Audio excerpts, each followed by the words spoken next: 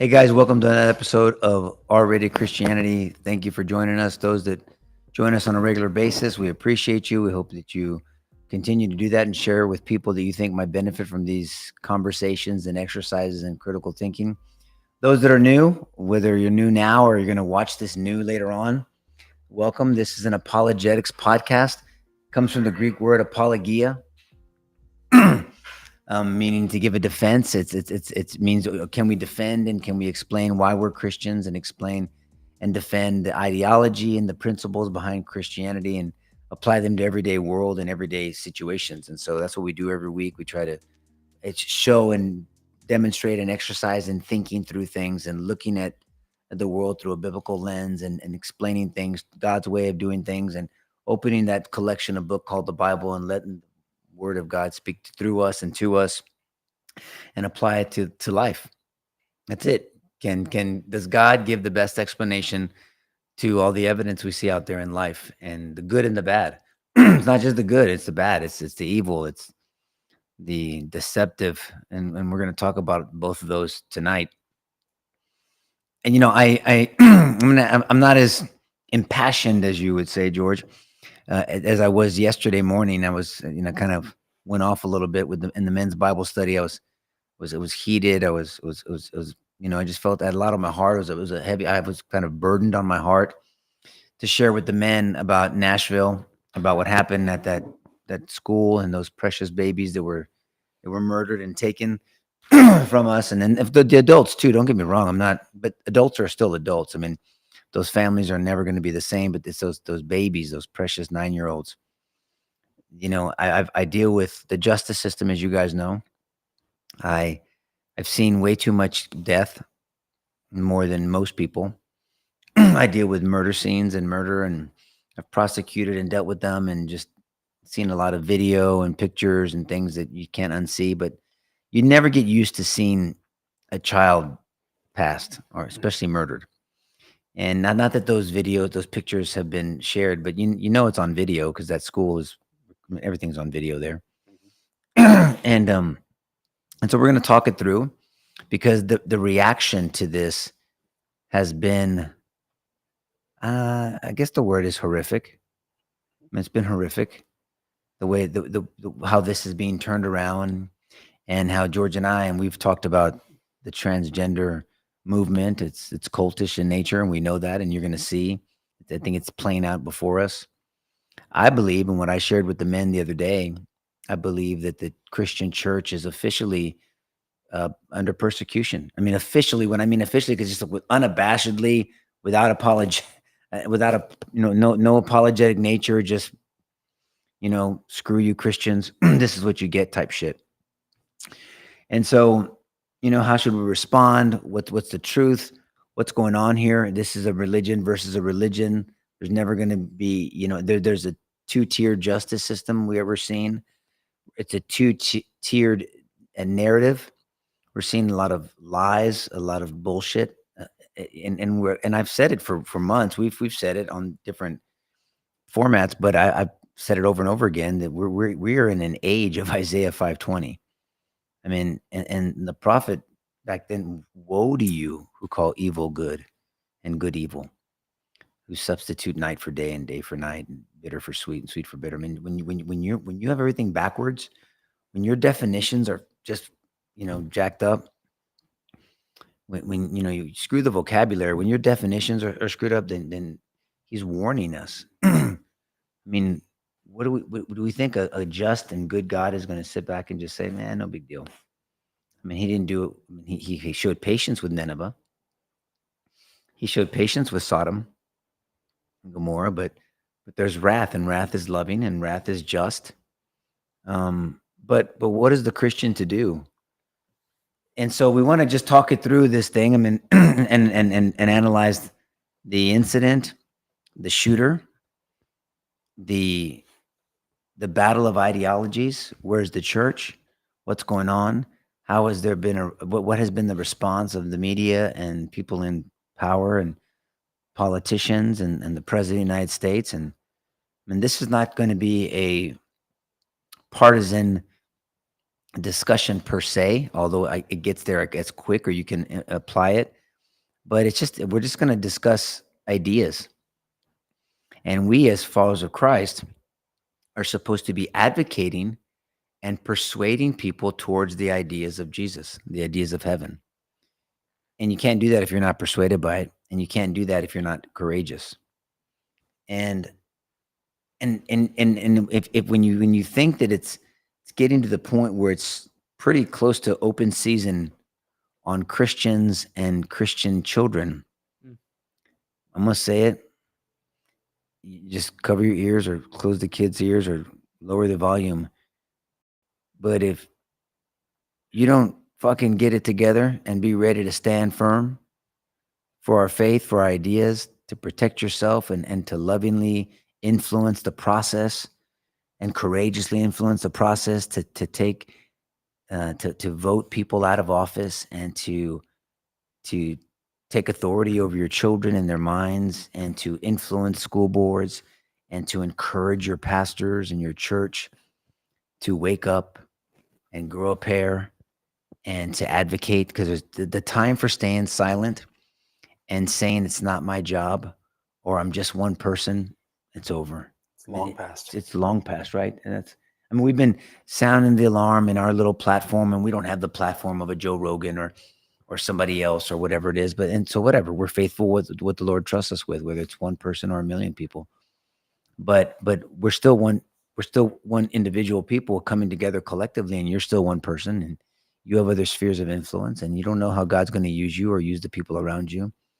But I think we're in a very basic math. Zero kills an average. That's right. So, but we're two people, 3 people, 4 people.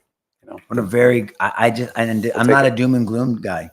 I'm a pragmatic guy that just I look at situations, I call balls and strikes, and I think we're in a very serious situation.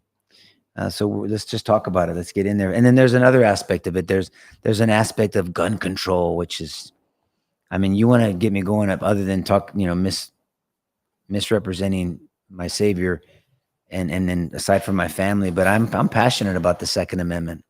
I deal with a world. I'm in a world where it actually plays out.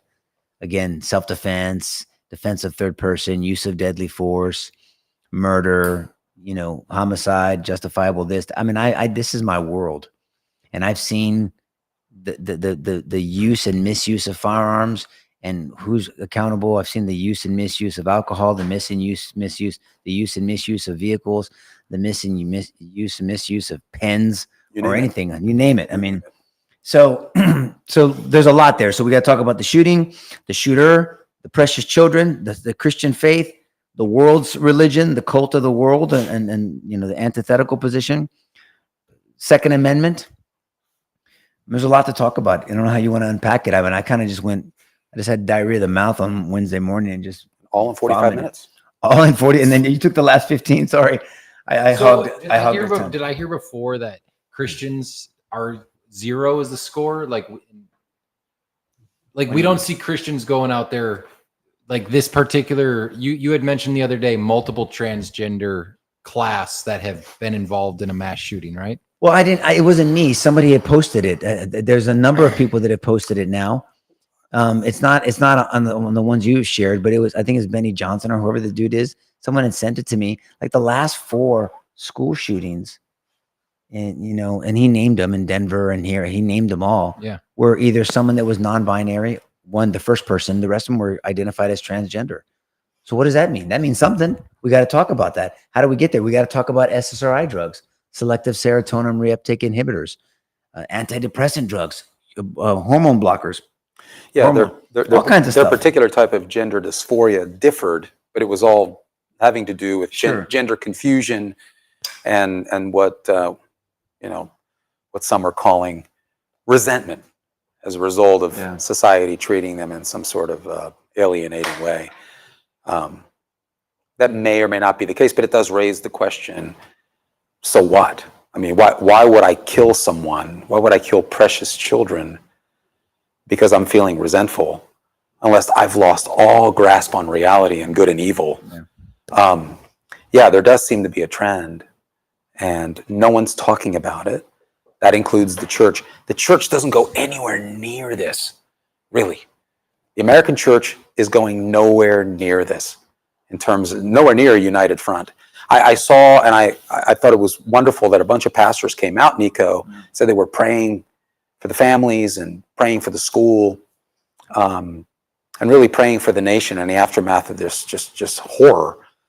But I was waiting, okay, we'll take it. We'll absolutely take that. We absolutely need God's help and intervention here. We need a transformation of the inner man in this country. We really do. But nothing about what we actually do practically. Mm-hmm. I mean, we're not in Russia, man. We're not in China. This is the United States of America. It's a constitutional republic. We can do a lot to influence what's going on. And the church is absolutely silent on this. I mean, I didn't find a single statement from a major church organization or a major church leader in any denomination that I looked for that actually came out and said, this is a mass delusion that has become institutionalized in our country, and it's killing our kids, and it's government sanctioned. We have taxpayer dollars behind this crap, and this has to stop. I didn't see a single statement from anyone. We've lost our ever loving minds. I mean, why? There's no. I mean, when you have the president of the United States that gave a statement. Transgender Americans shape our nation's soul. Proudly serving in the military, curing deadly diseases. I have no idea what he's talking about. Holding elected office, running thriving businesses, fighting for justice. I want to know what that means. Raising families, adopting families, obviously. I don't know what's going on there. And much more. I mean, shape the nation of our soul. This, I'm not going to use the words I want to say on my flesh. This guy here has been. What are you laughing at? That's light. Yeah. Well, I mean, you know what I want to say. Yes. This guy here has been in office for 50 plus years. He's never said this shit before. If he's been saying this shit for 30 years, this is the way this guy thinks. Matter of fact, he was so dismissive of same-sex marriages just 10, 12 years ago. He doesn't believe this. He's full of shit. He's absolutely full of shit. But to make a statement as the leader of this country, to say that this ideology, because it's an ideology, it's a religion, this ideology shapes our nation's soul, our mind, will, and emotions. Like our founding fathers, this shaped their soul. Our people in the armed forces are fighting for this. This is shapes. Now, this doesn't mean that you should be inconsiderate to someone that is struggling with that.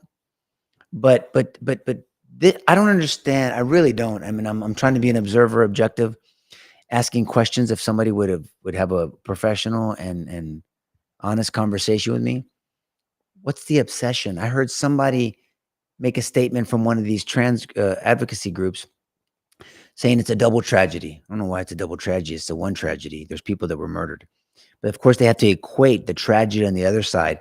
This is the only way that I say she, because she's a biological female, but I don't remember how they referred to the killer, the murderer, but could be seen and heard. Give a fuck about you being seen and heard. What are you talking about? Now what? So now that Christians are marginalized, so under your ideology, I'm just trying to play this out. Let's play this out under what you're advocating on the other side, transgender organization. So once we get to where you think you have been, which do we do the same thing back? I'm asking. I'm not advocating that at all. Let me be real clear. I'm saying I'm playing out your idea because it's got to mean something. Because you can't just say "do as I say, not as I do," but that's exactly what they say.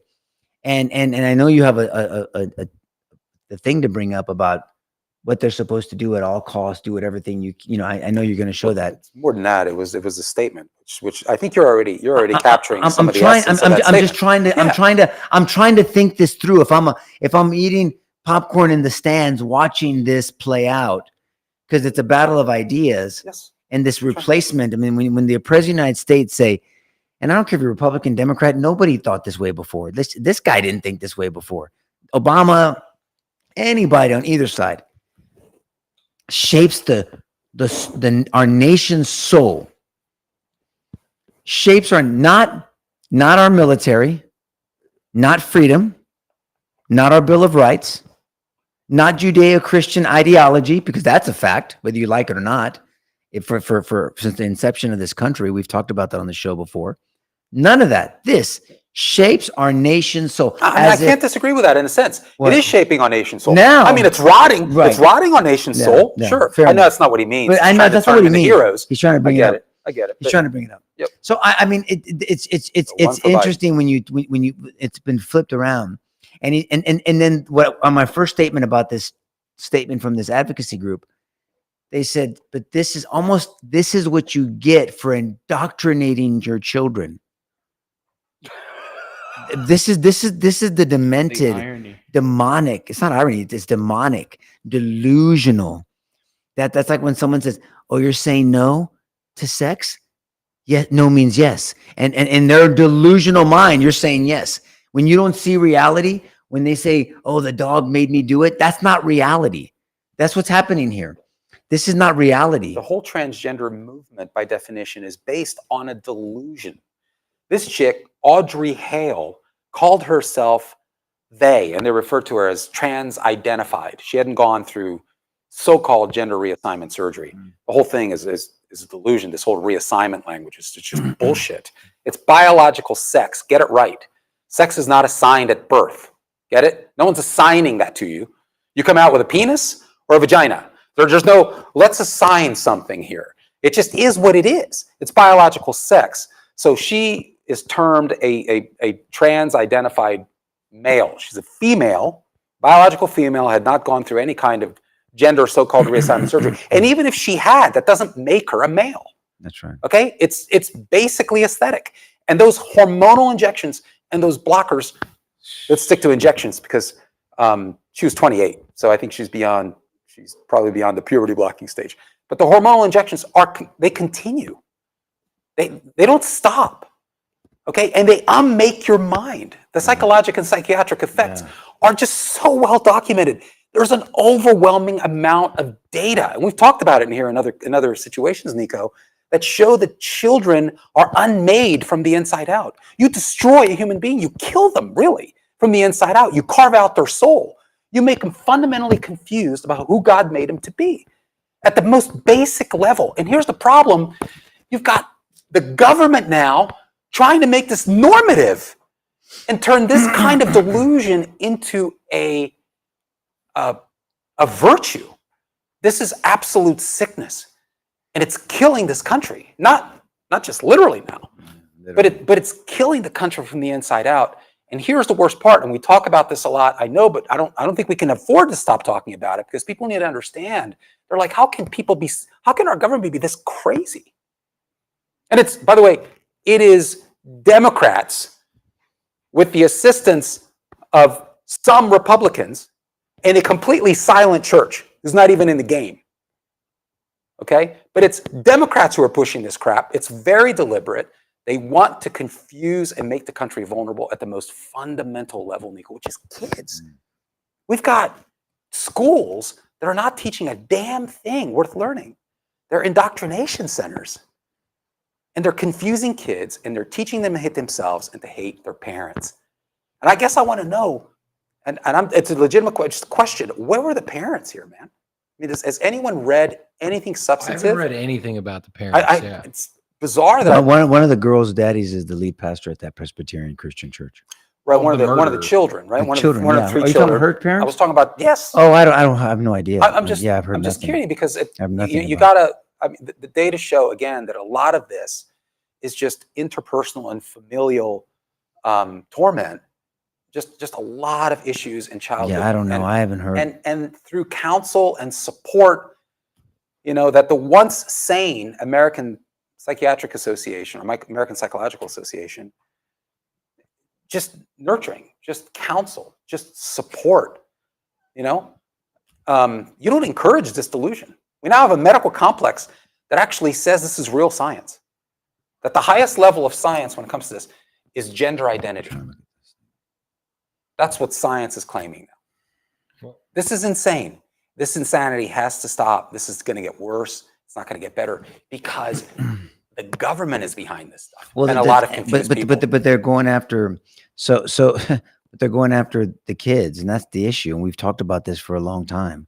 Because I mean, look, if somebody wants to make, I'm a liberty dude, man, and so is God, by the way. That's why He doesn't force Himself on us. He gives us free agency, and He wants us to choose Him, or else there's no way. It's Isaiah 5:20, right? Right. There's no way to have a relationship if He doesn't give us free agency and free will, because then you become a slave or a robot. So He gives us these options. Revelations 3:15. He's knocking on the door. He's not kicking it in. All the things we said. So He makes an appeal through the Holy Spirit, and we either receive it or we answer that appeal, or we don't. And then because there's no way to have the essence of love is you have to give someone the freedom to not love you, or else it's not love. It's not really love. It's control. And so I'm for that. I mean, I'm not for supporting this ideology. I'm saying I'm for let someone live the life they want to live. When you're an adult, you can make choices about what you do for a living, what you don't want to do, what you say, what you think, how you want to believe, your faith, your whatever. I mean, your politics. Choose whichever you want, but not children. I mean, we have stolen the innocence of children, and you don't have a choice. You can't even be silent. They've infiltrated corporations. They're even making the church be silent. They're trying to yell down and threaten lawmakers. I mean, they get violent. They get violent about it. I mean, all this. I mean, I don't understand. And then they use words like inclusive and this, and they're anything but that. They're anything but that. I mean, this is not normal. It is not based off the intelligent design of the body. There's two things that are produced by human beings. We either produce sperm or an egg. That's just it. There's not anything in between. There's not a combination. You don't produce a sperm and an egg. You don't produce a sperm one day and an egg the next day. It's either a sperm or an egg. That's just a fact. Talk about biology. So with this ideology, there's a disconnect between the biology and the psychology. There's a disconnect between that. And it never was here before. I'm not saying there wasn't anybody that struggled with it in decades past, but not like this. And look, Bill Maher said it a while back, right? When he said, look, you got to look at the data, and we have more, we're creating our own problem.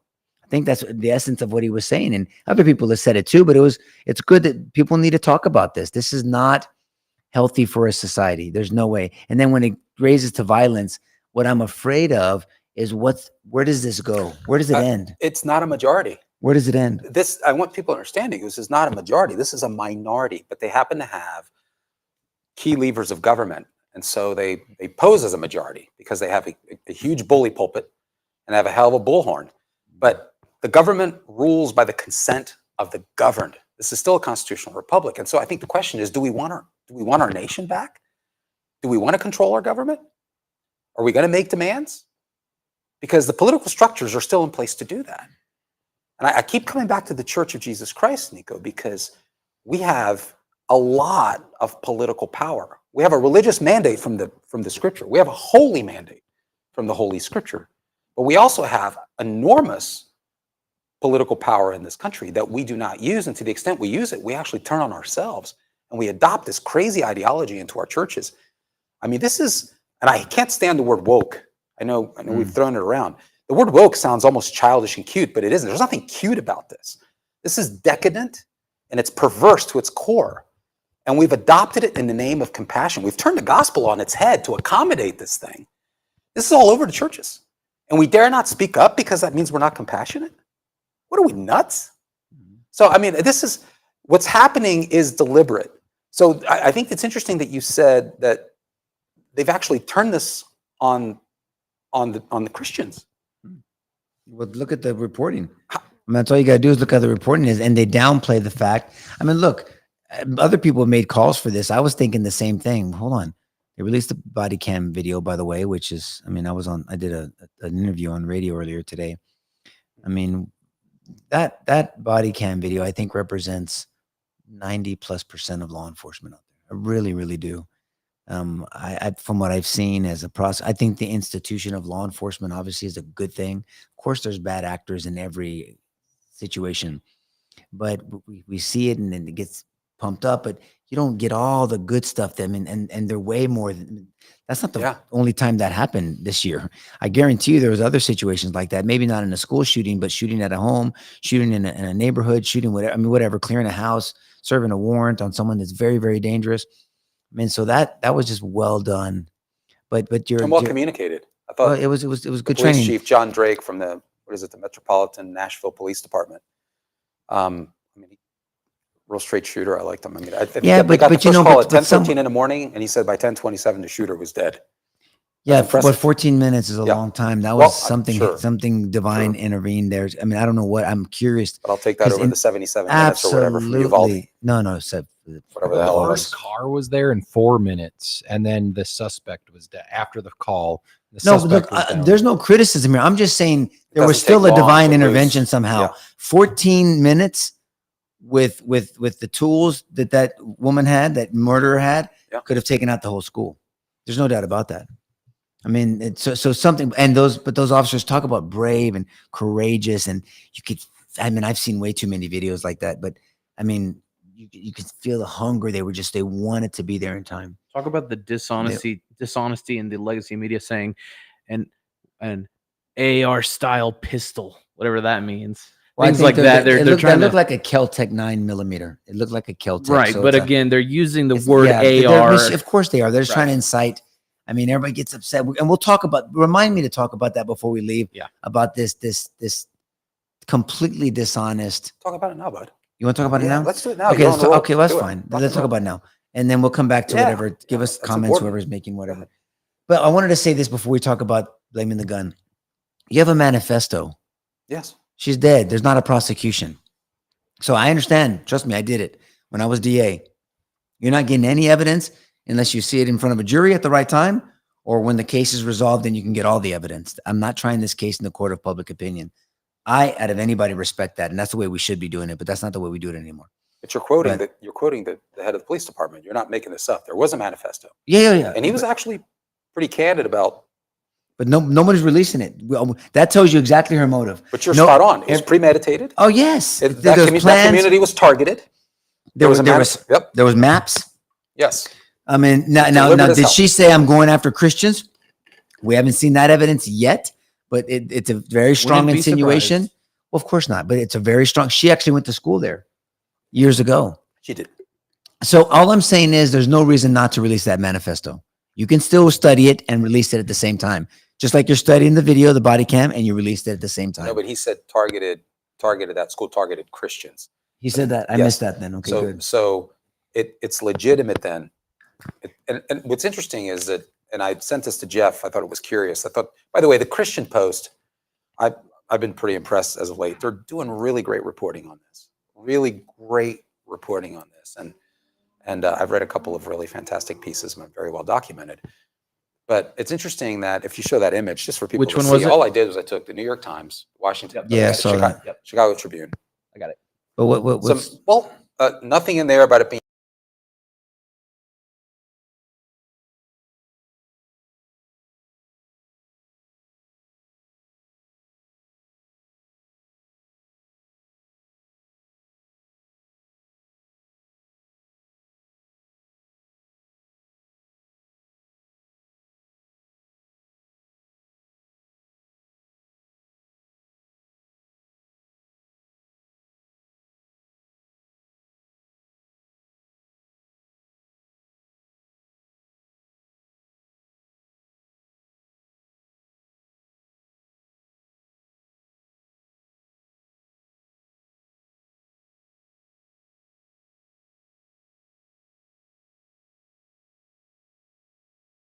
What they found, a sawed-off shotgun. They found another rifle.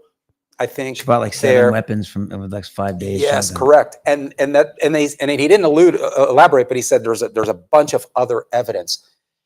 But I think you can deduce, if you're using the words premeditated and targeted, and it's a Christian school, which everybody knows, and Christians. But this isn't an isolated event, right? This has been going on now for a while, and it's heating up. It's heating up. Please go ahead. I'm sorry. But it's a hate crime, but then you have to make a hate crime from a transgender, one of those protected groups. against an unprotected group, against the piñata group, as I call it. And so you can't do that. You can't do that. That's a no-no. So that hurts the narrative. So they can't do that. You think federal law makes that a hate crime if you go against it? Well, just for the fact of their ideology, their ethnicity or whatever, or gender, yeah, it's a hate crime. I mean, I always thought the hate crime stuff was absurd. I mean, a crime is a crime, and we already. Well, every murder is a hate crime, right? I mean, for the most part. But based on all the coverage, I'm thinking something happened to the trans community. I mean, after watching the coverage, I feel like that's what's been trans. That's what's been on. You saw the press secretary, of course, is consoling and thinking about the trans community. You know, screw the Christians. Gives a shit about 9-year-olds. I mean, what are you talking about? I mean, for some reason, this person wanted to be 16. Yeah, you're right. It's all platitudes. Yeah. Of course, we care about the kids. Yeah. But I'm not endorsing, or killing kids. You got to say that. So check.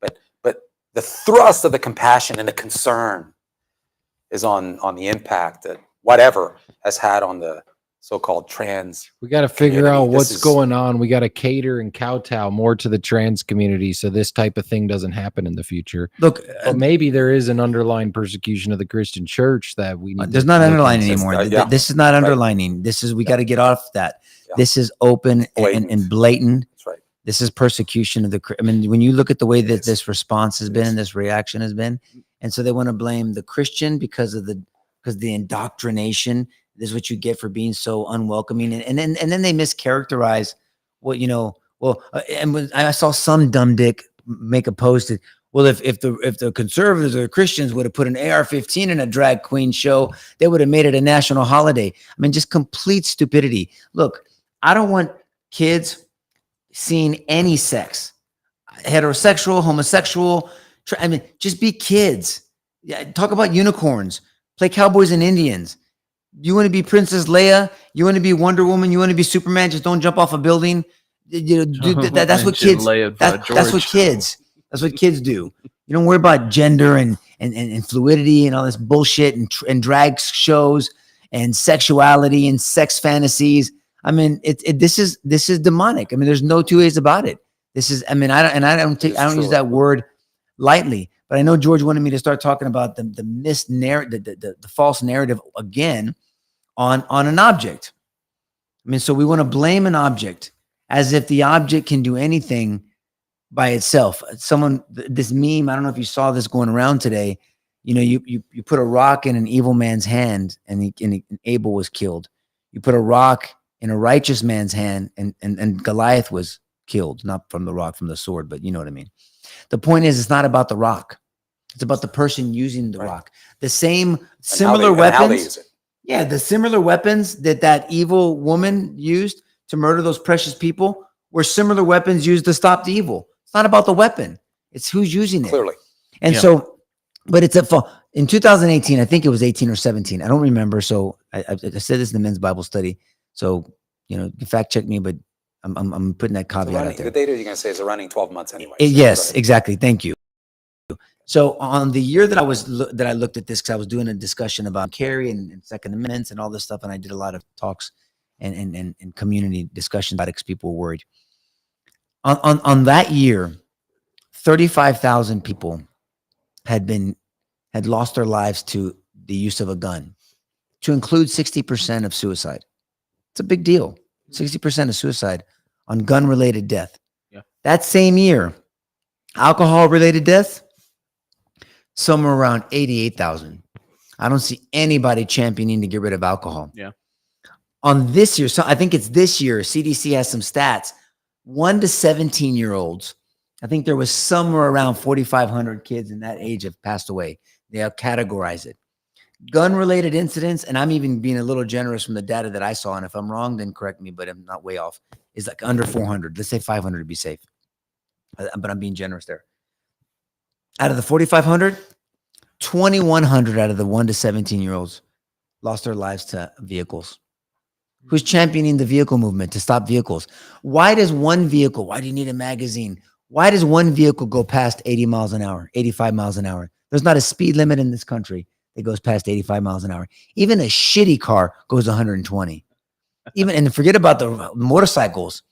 It goes 120. What? You want to know how no one passed away? You get rid of alcohol and you make cars, you buy back cars from people and you reproduce cars to where you can't go fast past 30 miles an hour. Even if you're drunk off your ass, you're not killing anybody going 30 miles an hour if the car can't go past. Like those golf carts at the beach, they can't, you floor it and you can't go fast.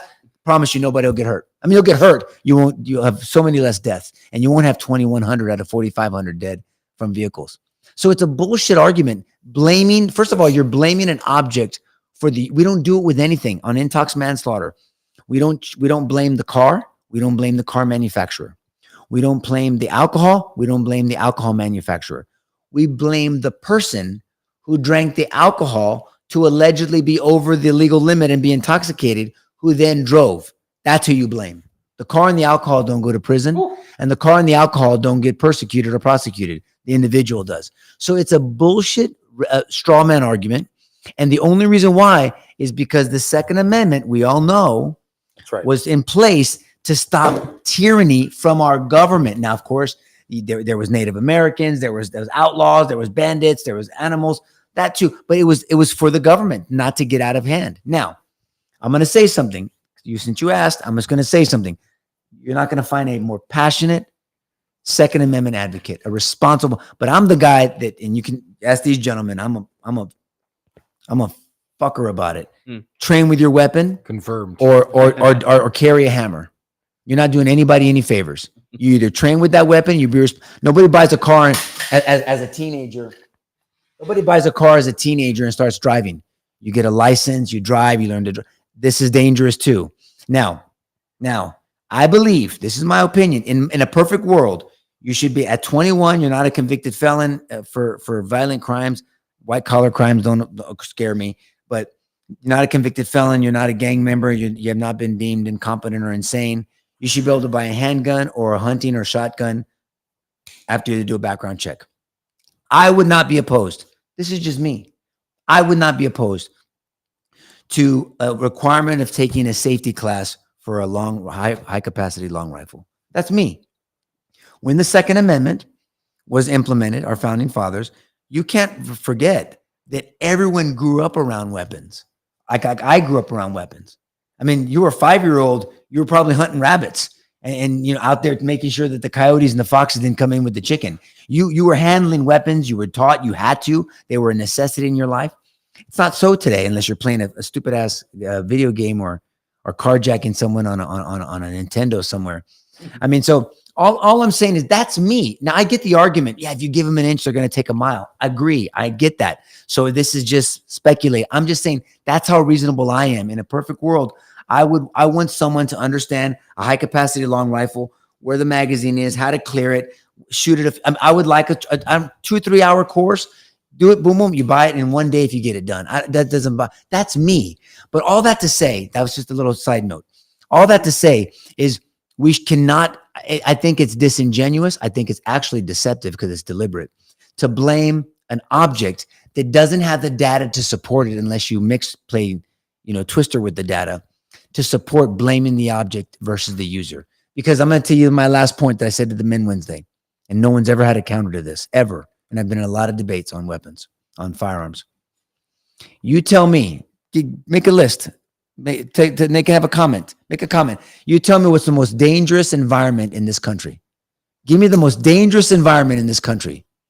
And people always say, well, the streets, Chicago. No. Give me the most dangerous environment, huh? War? In this country. We don't have a war in this country. On a In a woman's womb. No. The most dangerous environment in this country is a prison. Tell me how many firearms they have in a prison. Not a one. But you know what they have? They have a toothbrush that's made into a shank to get you in the neck. They have a box, they have a bed spring that can shank you in the gut. I promise you that. They have a tuna can that you can put in a sock and smash you in the head and crack your skull. And they have fists and knees and choke you out with ligatures and all violent. The most violent environment in this country are prisons, and not one firearm. So don't tell me it's the object. It's the heart. We don't have a gun problem. We have a heart problem. And then last point, I promise you I'll shut up after this, George, and I'll pitch to you. Go on. SSRI drugs, selective serotonin reuptake inhibitors. If you look at most mass shootings, do your research. Do the research. When I was in office, I had done the research. Almost every single one of them, and I venture to say every one of them, had a history of SSRI drugs. And you know what the side effects are on SSRI drugs? Violent tendencies, violent behavior, suicidal thoughts. I don't know. I'm just an evidence guy. That's it. I'm asking questions because taking something away, like you're not worried about my AR-15. You're not worried about his AR-15. You're not worried about the vast majority of people's AR-15s. I promise you that. And the ones you are worried about, they're going to get them anyway for the most part. I understand there's these handful of situations that are brutal and horrible where they bought them legally. I got it. Sutherland Springs here in Texas. There was a failure in the system. He shouldn't have had it. There was a mental determination from him. So the system failed. Make the system better. You don't take it away from people that are law-abiding citizens. So I can go on for hours literally on this, but the Christians should be pursuing the truth and then defending truth and then advocating truth. That's what I'm saying. I don't care if you're for or against guns. I'm just saying follow the truth as a Christian. Yeah, in fact, I think you're bringing up an important point. So I just want to refer people to an important piece on that topic. On this one? Yeah, you might remember it as well, and I might text it to you. It's out by PsychReg. They have some great research. We'll keep holding it up.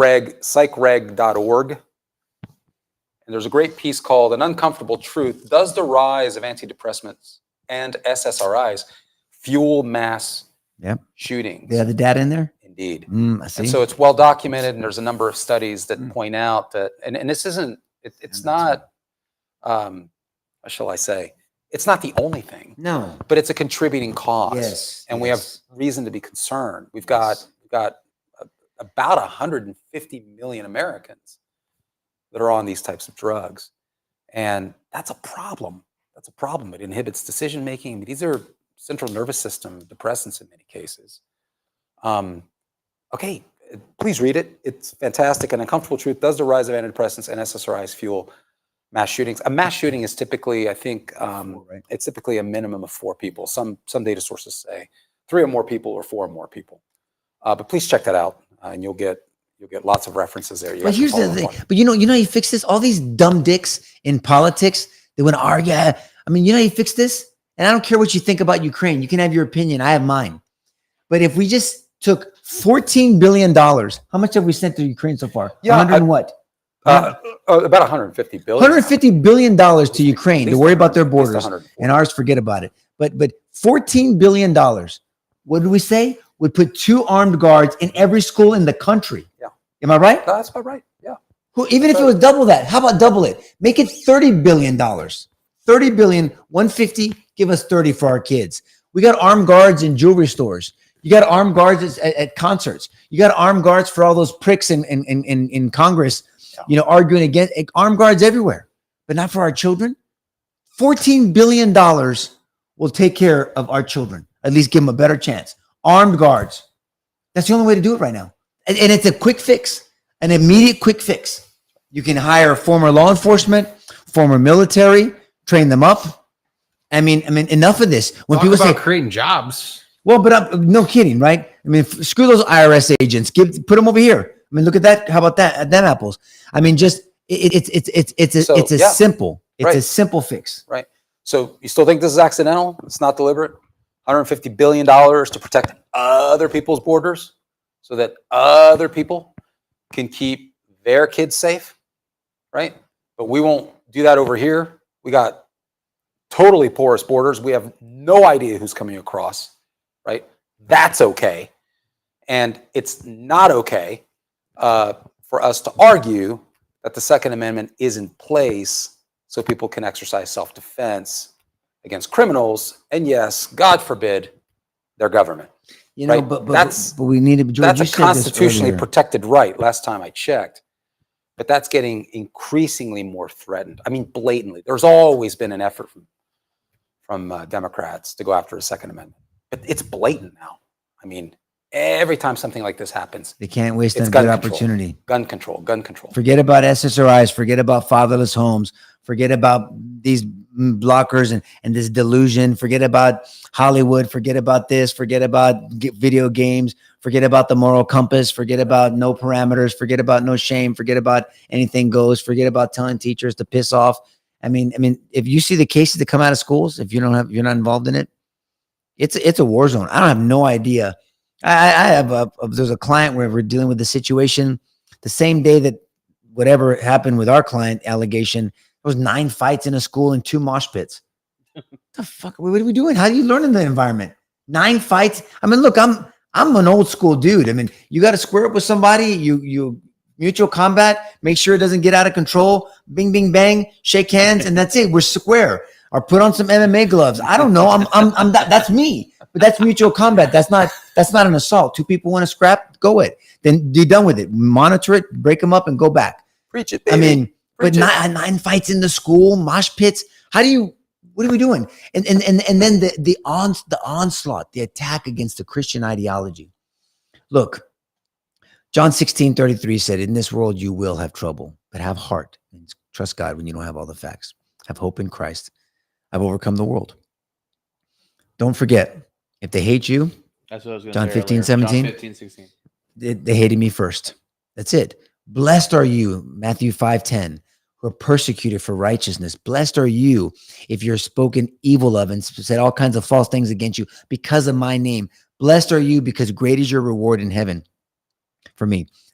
Jesus is saying, look, this is going to be some tough business, man. I don't know this name it and claim it prosperity gospel bullshit. There's nowhere in our Bible. It's not there. It's going to be tough. But Jesus said it's going to be worth it. It's going to be worth it. And we look at society, and this is for another show. I'd like to do a collage of even high profile people and actors that are just at the very least intrigued by the Christian ideology. People that are hungry. Because the world has no answers. The world has no answers. We've talked about Joe Rogan before, just open-minded to it now as people talk. I sent a video to, I don't know who I sent to, I think you, to Andrew Schultz, real famous comedian. I think he's funny, but you might not like him. He's crude or whatever, he's funny. He was a pretty open atheist. Friend took him to a Christian non-denominational church. He wept within 3 minutes because I couldn't stop crying. It was a beautiful, I don't mind my kid being taught Christian principles. I just don't. I mean, what are you going to talk about? You have even Bill Maher saying, hey, don't compare Christianity to Islam. I mean, you can't fight the fact that if we properly handle the word of truth, 2 Timothy 2:15, if we're always prepared to give an answer to anyone while we have hope in Christ that we have, 1 Peter 3:15 and 16, and do it respectfully and gently, but courageously, 2 Timothy 1:7. People are falling in love with Jesus. How do you not? The Christian worldview makes sense to me. It's not bullshit. It's not, oh, I'm not a kumbaya Christian. I mean, you can be a man and be a Christian. You can be a strong woman and be a Christian. You can be a badass couple and be a Christian. You don't have to be a doormat. I don't get it. You can be funny. You can laugh. I like Dave Chappelle. I like Bill Burr. Yeah, I don't give a shit if you like it or not. I like Bill Burr, Dave Chappelle. I like Andrew Schultz. They say crude jokes. Okay, I think they're funny. These are funny. I mean, you can have a personality, but I'm in love with Jesus Christ. I'm a Jesus freak. I am. I'm all in. I believe. I mean, I don't like it all the time in the sense that I know what I'm supposed to do. I ought to do versus what my flesh wants to do. But yes, I mean, there's things happening. You know, I've shared my challenges with Michael. God hasn't answered prayers the way I want him to. We talked about yesterday morning about Daniel and Shadrach, Meshach, and Abednego. And I encouraged a friend of mine, do we have the even if faith? Do we have the even if persuasion?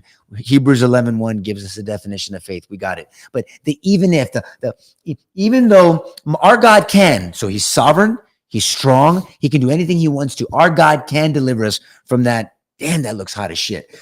Our God can. But even if he doesn't, we will not worship your God. We will not bow down to your God. Yeah. We'll not bow down to the world, of this God of the world out there. And then God shows up. Do we have that, George? The church doesn't, not all of them as a whole. No, there are pockets of righteousness in the country. There are pastors who are leading their flock responsibly. And yeah, I mean, of course. But as a movement, the church is in real trouble in America. We've lost, talk about losing your identity. We've lost our identity. We don't know who we are in Christ. We don't even know what Christ really taught. We're preaching a false Jesus. We're literally putting words in Jesus's mouth and taking out the words he did say. This is insane. So the church is involved in this kind of crap.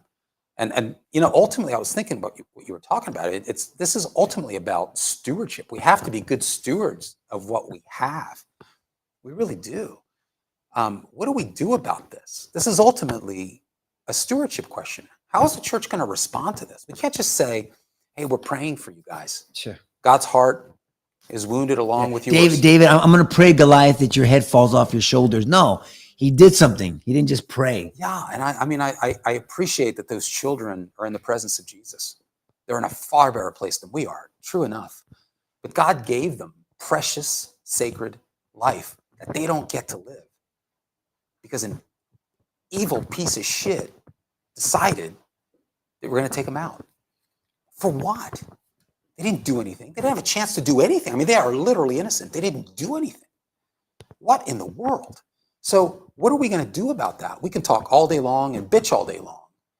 But what are we going to do about it? I think this kind of stuff should be talked about in churches, Nico. It should be a topic of conversation, because at the end of the day, the church should be most concerned about anything that destroys human beings or uplifts and preserves human beings. God cares deeply about human beings.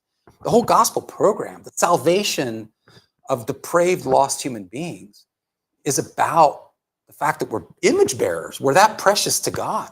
We carry his image. And I mean, he forsook himself for our sake. We matter. And so we need to be good stewards of a country that was founded on what? Pursuing life, liberty, and the pursuit of happiness, which is really the pursuit, not of your feelings. Right. Not feeling or situational happiness, but Thomas Jefferson used the notion of property. Yes, property. But property is everything. Property is your thoughts. Yes. Property is your speech. James Madison said that, yeah. Self-care, your dreams, your visions, anything you set your energy to. I mean, and that ultimately produces ownership, right? So it does include real estate and property, but also includes anything that comes out of the creativity and energy and education and talents that God gave you. So we have a country that was founded with that in mind. And we have a government that should be securing those rights. That's their job. That's their only job, right? Remember that in the Declaration of Independence? We mentioned it in the men's study, that to secure these rights, government was instituted among men, right? And above these, right, that life, liberty, pursuit. Okay, so, I mean, we just got to really step back and say, what are we going to do? I mean, it starts at home.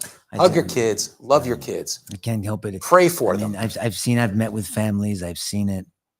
You know, those three families are in absolute, I mean, they're lost right now.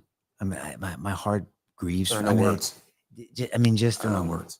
You know, one of the siblings of one of those precious children was crying out, saying, "I don't want to be an only child." You know, I don't want to be an only child, and it's just there's no words. Look, you better have some righteous anger. But channel that. Well, yeah, thank you. I was gonna finish it up. Yes, we're not anarchists. You know, I tell people, if I know the law, I'm prepared to defend myself, and I'm prepared to take it as far as the person wants to take it. I mean, so there's no doubt about that. And I always pray that it never gets there. But we've got to work within God's a God of order. We've got to work within the confines. We still have a constitutional republic, regardless of whether people think it's barely hanging on or not. We've got to, because more people do not support this insanity. Where are the women's rights movements? Women have been made obsolete. Guys are kicking the shit out of women in sports, in MMA, in wrestling. What are we doing? I mean, no, they're like every other institution and major group. They've been consumed by left-wing leaders.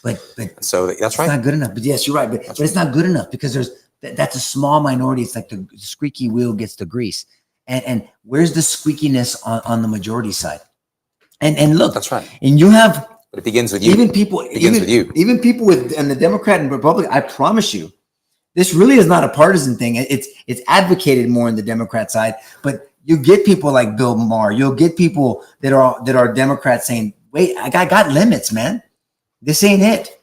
We're not going to do this. We'll go back to arguing over our social issues and how we're going to run this and different ideology. That's why we said it was a minority, brother. These are mostly wealthy, well-to-do, white, urban people. AKA the ruling class. who actually believe. I mean, it's just a bullshit ideology. They don't have. See, the problem is they don't have to live with the consequences of what they're pushing. You know, they get to pump a bunch of money into these insane causes. They never have to live those consequences. They live behind gated communities.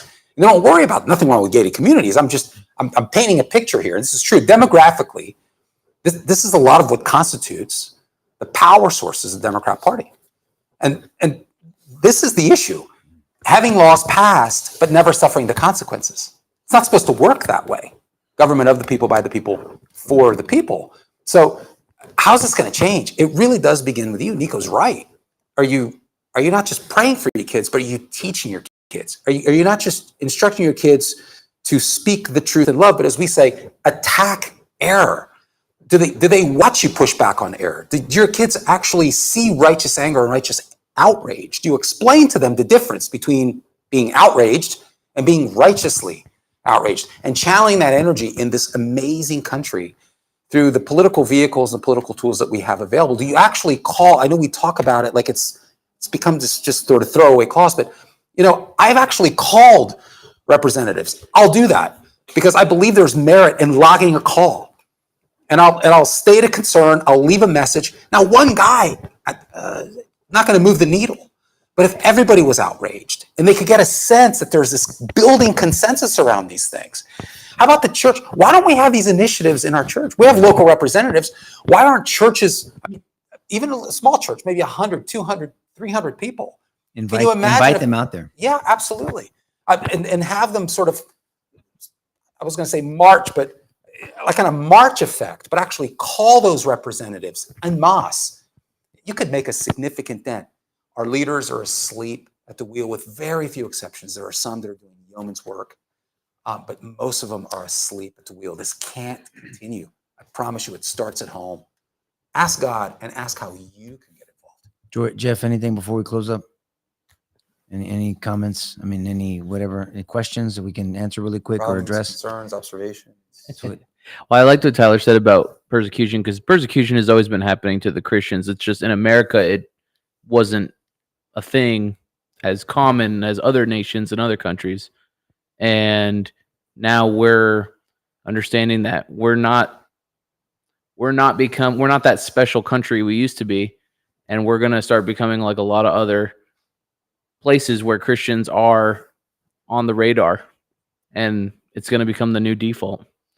And that's what Kamala said was, hey, we got to do it like Australia, like New Zealand. We got to enact gun laws like these great democracies. Oh, because it's worked out so well for them. Yeah. And half of them ended up but that's just body condoms and there's camps. a favorite guy that calls them low information voters. You know, Rush Limbaugh would call them low information voters, and there's a big faction of the country that just simply aren't informed of the stuff going on, right? And so when they go to the poll, you know, at that moment, that week, they learned, oh yeah, this guy's a criminal, this guy did this, and so they go ahead and keep voting one way. But that would be, I'm presuming, of course, that would be impossible. It would be impossible to have a surge of low information voters in a society where objective truth matters. We're pursuing truth, even if you're ignorant.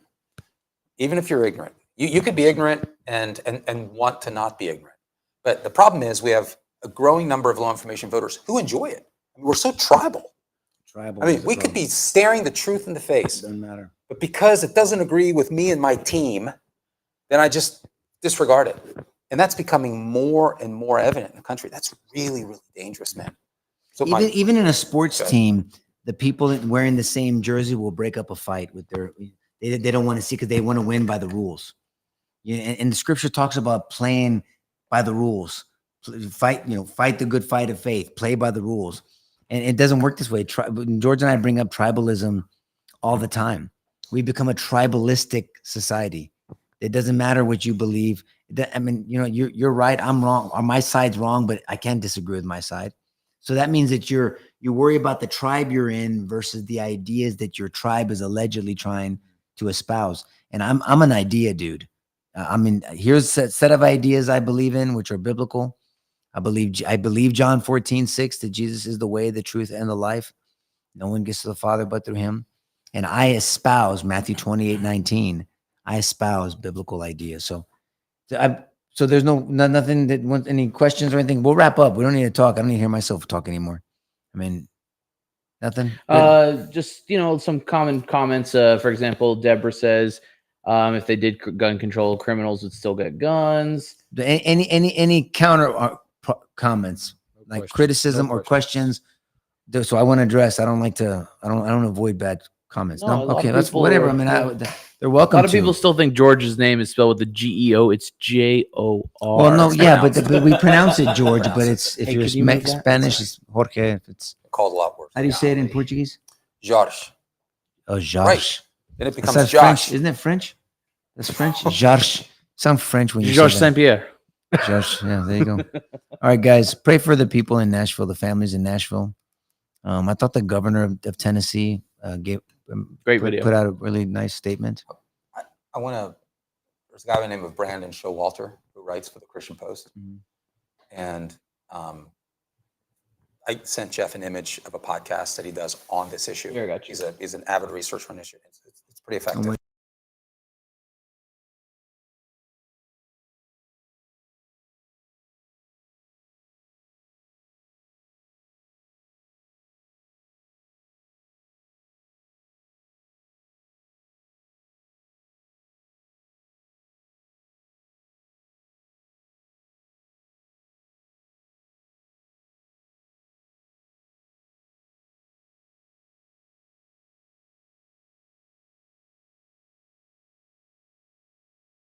But fill your head with information, good information, and do something with it by His grace. Have a blessed week. Thank you.